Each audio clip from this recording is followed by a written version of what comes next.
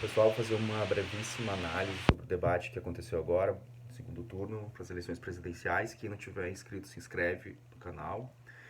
E eu quero fazer uma abordagem um pouco diferente do que está rolando nas redes sociais, que eu concordo com muitas delas, né?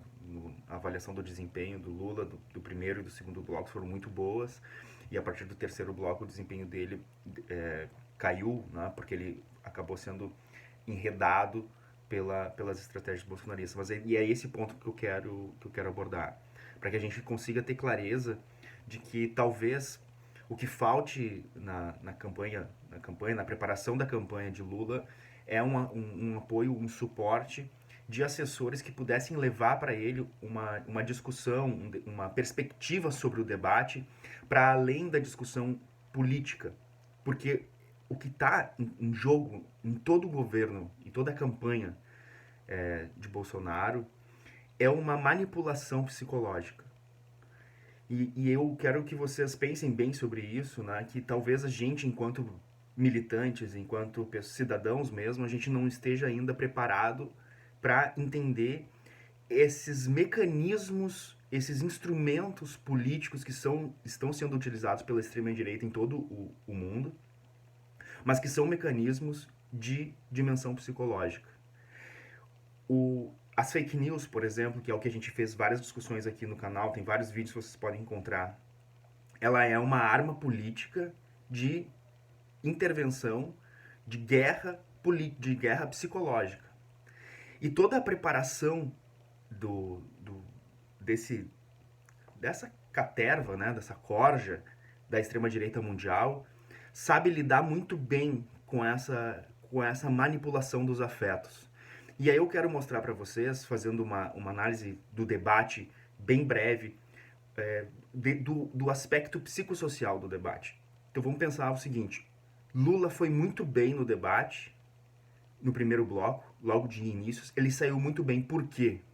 Foi pelo que ele falou, objetivamente? Não. Não foi pelo que ele falou. Foi pela forma como ele se portou. Foi pela postura dele. Quando inicia o debate, Bolsonaro está amarrado atrás daquele púlpito, numa posição ruim, né? Numa posição formal, numa posição. Enfim, ali, parecendo uma pessoa qualquer.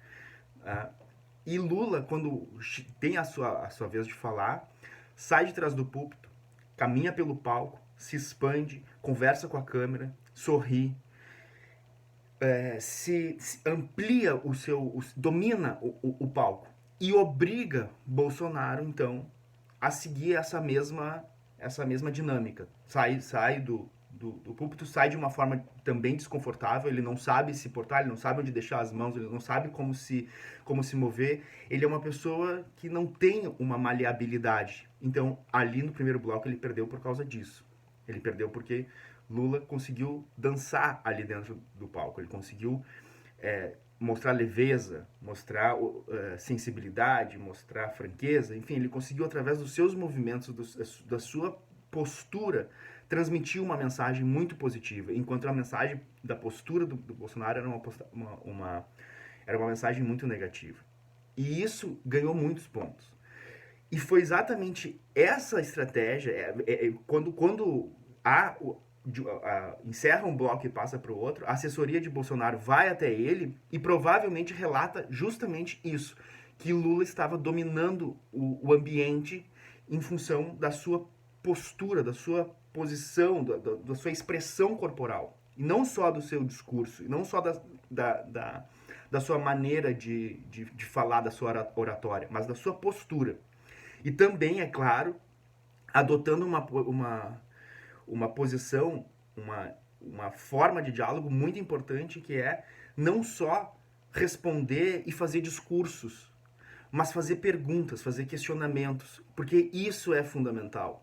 No primeiro bloco, Lula ficou, durante todo o tempo, colocando questões, perguntas para Bolsonaro. E aí, essa é a grande sacada. Dentre a manipulação que funciona na extrema-direita, a base é fazer afirmações bizarras, sem comprovações, sem nenhum lastro de veracidade, mas são afirmações brutais, afirmações contundentes, que não importa a sua substancialidade de veracidade, não importa se aquilo é ou não verdadeiro, não importa, nem importa se após aquilo ser dito, as pessoas vão nas suas casas procurar se aquilo tem ou não algum respaldo de veracidade, porque já foi dito, o impacto psíquico, emocional, afetivo já foi produzido. Então, quando a gente vê Damares, né, a senadora Damares agora, falando o que ela falou sobre as crianças, os bebês, quando a gente vê aquilo, não importa que aquilo seja algo, uma mentira esdrúxula, não importa. O afeto transmitido naquilo que ela falou já foi produzido. Não importa que as pessoas chocadas com o que ela falou vão procurar se aquilo é verdadeiro e descubram que é falso. Não importa que elas... O fato de ser falso já se produziu o efeito. Porque o efeito da manipulação, dessa guerra psicológica produzida pela extrema-direita, não é uma guerra no âmbito do conteúdo. Ela é uma guerra no âmbito da forma. E essa estratégia é a mesma estratégia que Bolsonaro adota no debate. Ele utiliza afirmações, uma série de afirmações, um cadeado enorme de afirmações que não tem nenhum lastro, mas que causam impacto, que causam um desconforto e que então produzem o efeito que querem produzir. Não importa se fulano ou beltrano é ditador, não importa se Lula fez ou não fez isso, não importa. A veracidade não importa, porque o que importa é a fala ser brutal, a fala produzir efeito, a fala conseguir mobilizar as pessoas. É isso que importa. Ponto. E importa para todos os lados, mesmo nós que sabemos quem é essa pessoa e quem são as pessoas que estão com essa pessoa, que hoje ocupa a presidência, quando essa pessoa fala determinadas frases, faz determinadas afirmações, aquilo nos produz um efeito psicológico que é independente da nossa vontade. Aquilo já produz. Não importa que a Damares tenha dito algo que é falso e que todos nós saibamos que é falso. O efeito do que ela disse foi produzido sobre nós. Então, tá resolvido do ponto de vista da estratégia política deles. E é essa a estratégia deles. Deixar eles falar abertamente, a partir dos referenciais que eles produzem, das fake news que eles produzem, a gente cai no campo inimigo. E foi todo esse o problema que aconteceu no terceiro debate. Lula se desestabilizou, e aí eu vou explicar por que ele se desestabilizou do ponto de vista de uma análise psicossocial, se estabilizou e acabou entrando numa guerra de conteúdo, tentando fazer contra-afirmações de conteúdo, quando na verdade não importa o conteúdo que estava sendo ali afirmado, importa o efeito psicológico do que está sendo dito. Então, se a gente analisar o terceiro bloco, Bolsonaro utilizou todo o arsenal de fake news que foi produzido e que está sendo disseminado hoje pelas redes. Ele tem uma lista das fake news que foram construídas e que são produzidas, e ele simplesmente reafirma aquelas fake news em horário nobre. E qual foi o grande momento de desestabilização de Bolsonaro em relação a Lula? Quando Bolsonaro, provavelmente advertido pelos assessores dele, que são bons assessores, que tem essa visão maligna, mas que tem essa visão de que um debate político eleitoral, ele não é um debate de conteúdo, de propostas, ele é um debate de produção de efeitos psicológicos. Esses assessores demonstraram que Lula estava dominando o terreno, estava dominando o território, e advertiram o Bolsonaro para que ele revertesse isso, para que ele se tornasse o dominante no território. E aí é isso que aconteceu. Aquele toque no ombro de Lula, é intencional. Foi esse o objetivo. Eu vou dominar ele. Inclusive pela diferença de altura entre os dois. Né? Eu vou colocar ele numa posição inferior, eu vou colocar ele no lugar dele. E mais do que isso, vou utilizar a estratégia da extrema-direita, que não é necessariamente sempre a agressividade física ativa, a agressão, mas é a ironia, é o deboche, é a piada, é o menosprezo, é se colocar como arrogante, é diminuir a pessoa, é humilhar a pessoa. Essa foi o objetivo, é essa tentativa que ele tentou colocar em prática, e em certa medida ele conseguiu. Ele conseguiu por quê? Porque Lula não conseguiu rebater na mesma dinâmica essas ataques do Bolsonaro. Lula tentava responder com propostas, com projetos, com análise crítica o que tinha sido o seu governo, o que tinham sido as acusações dele, e deixava com que Bolsonaro ganhasse terreno, continuasse fazendo essas intervenções. Então, o que se deveria fazer, e isso é algo que todos nós devemos pensar como agir nesses dias que nos restam até as eleições. Não adianta entrar em um debate racional ou tentar entrar em um debate racional com um extremista, com uma pessoa de extrema-direita, neofascista, proto-fascista. Não adianta isso.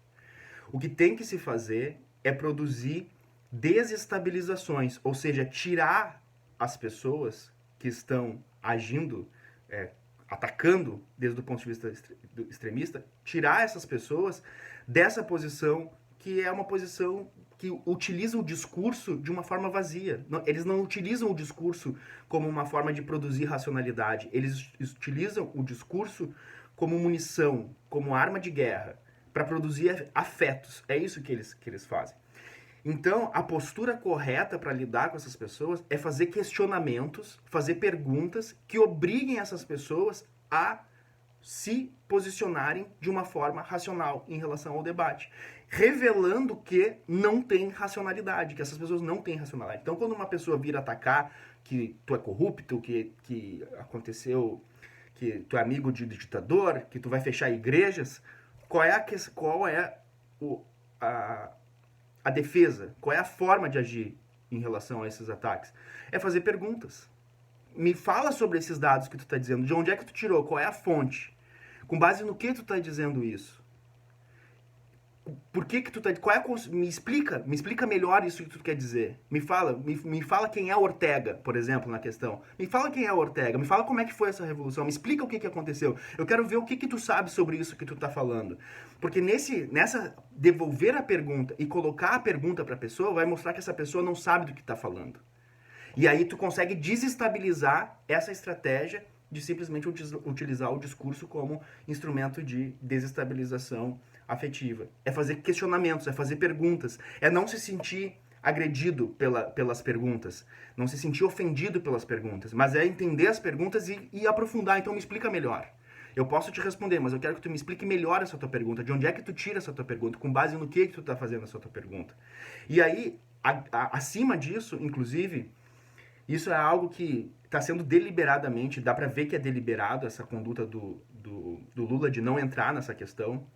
Mas, se ele estiver disposto a seguir indo nos debates, eu acho que ele deveria rever essa posição de não entrar nas questões dos escândalos de corrupção e nos escândalos envolvendo o Bolsonaro. Como, por exemplo, vamos falar de corrupção? E eu entendo qual é a perspectiva do Lula, porque o Lula ele não quer fazer com os outros aquilo que foi feito com ele. Então ele não quer, por exemplo, acusar Bolsonaro e a família Bolsonaro de corrupção em razão dos 107 imóveis e dos 51 imóveis comprados em dinheiro, porque não tem uma investigação sobre isso. Então tu não tem elementos probatórios suficientes, ou pelo menos conclusivos, que possa afirmar que isso é corrupção, porque enquanto não for julgado, enquanto não for avaliado, enquanto a pessoa não se defender, de fato, isso não poderia ser utilizado como um elemento de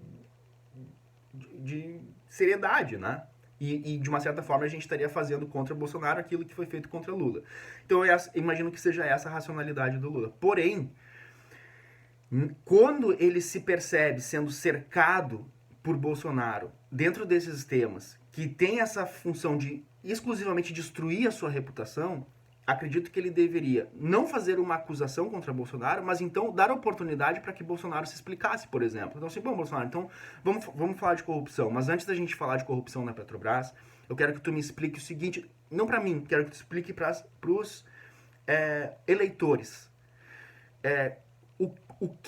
De onde vieram os 107 imóveis? E por que esses 107 imóveis estão no nome da tua família? Me explica isso. Me explica pra nós isso.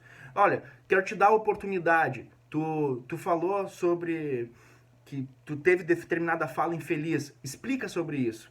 É claro que o Bolsonaro vai utilizar, alguém poderia dizer, e eu acho que também é uma avaliação correta, que isso daria chance para o Bolsonaro desmentir em horário eleitoral algumas questões que estão navegando pelas redes. Mas ele já faz isso. O Bolsonaro já faz esse exercício de desmentir essas informações o tempo todo nas redes. Então, do meu ponto de vista, isso não geraria um prejuízo pragmático político-eleitoral. Fazer essas perguntas ajudaria que o Lula colocasse de novo o Bolsonaro assumisse de novo esse domínio sobre o espaço, né? E colocasse uma barreira para que o Bolsonaro não crescesse tanto. E aí, pensando sobre isso, uma outra questão que ficou bastante evidente é que quando o Bolsonaro utilizou essas táticas, né, nazifascistas, de intimidação, de assédio mesmo, né? Essa aproximação física de Lula, tentar colocar a mão no ombro dele, essas táticas que ele utilizou, isso de alguma forma deu uma vantagem para Bolsonaro, porque Lula não conseguiu rebater isso de uma forma que fosse interessante. Do meu ponto de vista, a melhor forma que se poderia reagir a isso seria que quando o Bolsonaro tentasse tocar nele, Lula explicitasse o que aquele toque ou o que aquela aproximação estava provocando nele, afetivamente inclusive.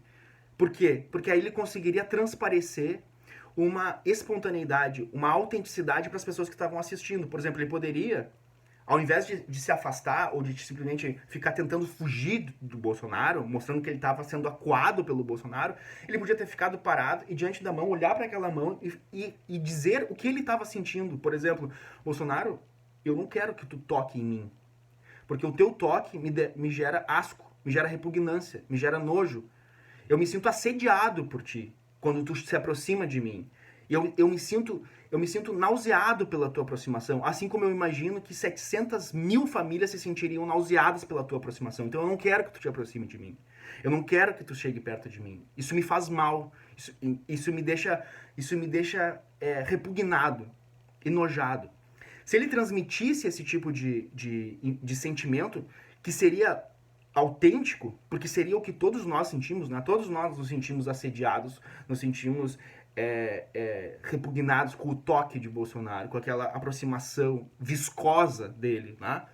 Se ele tivesse feito isso, ele se conectaria com as pessoas que estavam ouvindo, com o sentimento das pessoas que estavam ouvindo. E então ele não estaria mais lá isolado na frente do Bolsonaro. Enfim, essa foi uma breve análise do debate, não vou entrar em outras questões, porque eu acho que isso é uma questão que passa ao largo, não está sendo debatido o que a extrema-direita produz, né? Não é um debate político, pessoal, não é um debate político, não é um debate de ideias, não é um debate para saber quem tem o melhor argumento ou não tem, não é assim, infelizmente, embora essa modalidade desse debate tenha sido bem mais interessante, né? Não tenha sido aquele debate picotado, tenha tido esse maior tempo, eles tenham tido estruturalmente o debate estava melhor organizado para poder ter uma troca de ideias melhor. Na prática não é isso que está acontecendo por causa da pessoa que está ali, né? O que está sendo discutido ali não é ideias, até porque essa pessoa não tem ideias. O que está ali é uma guerra de destruição de reputações. Então seria importante que o Lula, né, ou que, enfim, ou pelo menos que nós, né, entendêssemos isso que está em jogo, para que se isso acontecesse com nós, ou isso de alguma forma possa servir para nossa tarefa até o dia 30, acho que seria importante. Mas quero concluir com uma reflexão também, porque eu ouvi muitas, aqui já ouvi algumas análises, né, todas bastante críticas em relação à atuação do Lula, todo mundo tendo inclusive eu aqui, né, dizendo como o Lula deveria ter agido, né. Então todo mundo tem a solução mágica, mas nenhum de nós estava lá, né? Então quem estava lá era Lula. Então a gente não pode ser tão duro nisso, porque é ele que estava lá. E aí eu quero que a gente faça a seguinte reflexão. Bolsonaro não estava sozinho lá, ele estava rodeado das pessoas do naipe dele, e dentre essas pessoas estava o carcereiro de Lula, Sérgio Moro, que foi inclusive até o palco falar com Bolsonaro. Então, para uma pessoa que passou 580 dias preso, vítima de uma injustiça, vítima de uma organização criminosa que o prendeu, e ver essa organização criminosa que o prendeu estar agora disputando a presidência contra ele, estar ali eleito, né, senador e tantos outros eleitos deputados, isso é uma sensação que deve ser muito difícil e que eu acho que poucos de nós estaríamos preparados para estar lá com esse sangue frio, de poder estar lá frente a frente com essas pessoas, né? Sentindo de fato, né, a presença, o toque dessas pessoas, o calor dessas pessoas, o cheiro dessas pessoas. Então, não é uma missão fácil, é uma missão muito difícil, é uma provação muito difícil. Então, a gente tem que também considerar esse fator que talvez seja impossível, né? Seja impossível de tu conseguir exigir que uma pessoa esteja estável e mantenha o seu desempenho dentro dessa situação, dentro dessas circunstâncias que são extremamente difíceis, né? São extremamente difíceis. Então, acho que é bom a gente ter sempre essa ponderação para quando a gente for fazer as críticas, as análises. Acho que é importante a gente fazer essas críticas, essas análises, mas não no sentido de atacar ou de nos ficarmos, né, enfim, exigindo que as coisas fossem de uma forma diferente do que foram, né? Mas simplesmente para a gente tentar entender o que está em questão. E o mais importante também, é tão sensível para todo mundo que assiste esses debates, é tão sensível a, a nossa crítica, porque o que está em questão não é um processo eleitoral normal, né? Quantas eleições nós fizemos e quantos debates nós assistimos ao longo das nossas vidas, né? E às vezes nos debates a gente nem levava em consideração quem ganhou, quem perdeu. A gente simplesmente assistiu o debate para ver se a pessoa que a gente estava acompanhando era uma pessoa que tinha ido bem, que a gente pôde conhecer ela melhor, que ela se saiu bem no debate, mas a gente talvez nem fazia comparações com outras pessoas, né? A gente olhava, essa pessoa foi bem, o outro também foi mais ou menos, assim, esse ali não foi tão bem, mas era algo natural, né? Hoje não. Hoje uma pequena falha, que talvez em outros momentos da nossa história passaria despercebida, hoje nos comove, né? Hoje mas por que ele não falou isso? Por que ele não disse dessa forma? Por que ele não fez assim? Né? Por quê? Porque pra gente é muito importante que derrotar o Bolsonaro, derrotar o bolsonarismo. E para isso a gente precisa ter um desempenho perfeito, um desempenho excelente. A gente não pode falhar, porque o que está em jogo é muito grande. Mas a gente também não pode esquecer que é muita exigência. É muita exigência sobre uma pessoa só, sobre um projeto político só. É muita exigência, né? Então a gente tem que também ter essa ponderação na nossa crítica.